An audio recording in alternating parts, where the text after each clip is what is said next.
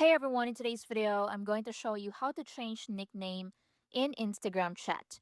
If you want to give your friends fun nicknames in Instagram chat, I'll show you exactly how to change that step by step.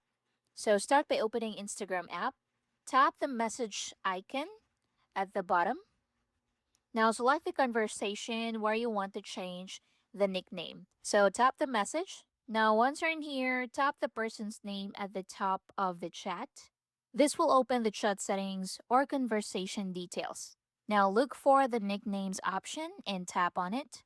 Here you'll see your name and other person's name. So tap on a name and enter a new nickname.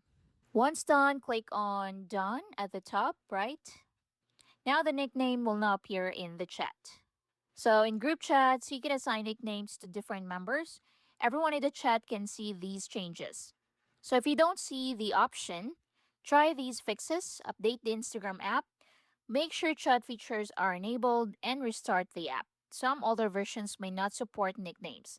So use nicknames to make chats more fun or easier to recognize, especially in active group chats. And that's how you can change nicknames in Instagram chat. Thanks for watching.